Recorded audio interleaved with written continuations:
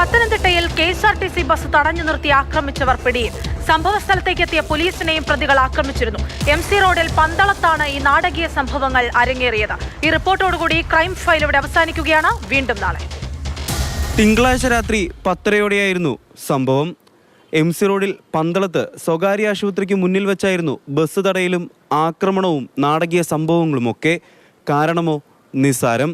ബൈക്കിന് സൈഡ് കൊടുത്തില്ല എന്നാരോപിച്ചായിരുന്നു bus തടഞ്ഞതും ആക്രമിച്ചതും.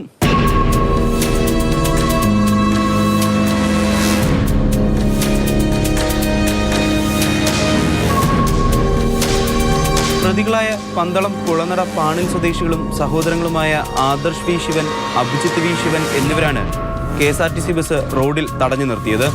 Bus തടഞ്ഞു നിർത്തി ഡ്രൈവറെ ഭീഷണിപ്പെടുത്തുകയും അസഭ്യം പറയുകയും കൂടാതെ ഒരു സ്കൂട്ടറും ആംബുലൻസും റോഡിൽ കുറുകെയിട്ട് ഏറെ നേരം ഗതാഗത തടസ്സം ഉണ്ടാക്കുകയും ചെയ്തു. ഗതാഗതക്കുരുക്കിൽ ആറന്മുള MLA അബിൻ വർക്കിയും പെട്ടു. പോലീസ് എത്തി വാഹനം മാറ്റാൻ ആവശ്യപ്പെട്ടു. പ്രതികൾ പോലീസിന് നേരെ തിരിഞ്ഞു.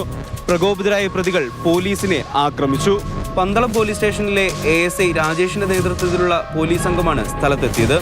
ഇടിവള ഉപയോഗിച്ച് ASI രാജേഷിനെ പരിക്കേൽപ്പിച്ചു. കൂടുതൽ പോലീസ് സംഘം സ്ഥലത്തെത്തിയാണ് പ്രതികളെ ബലം പ്രയോഗിച്ച് കീഴടക്കിയത്.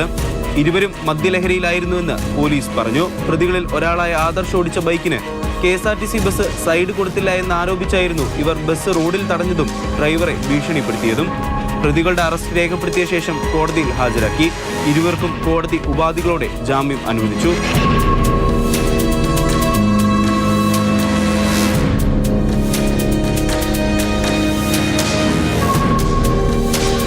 മാതൃഭൂമി ന്യൂസ്, പത്തനംതിട്ട.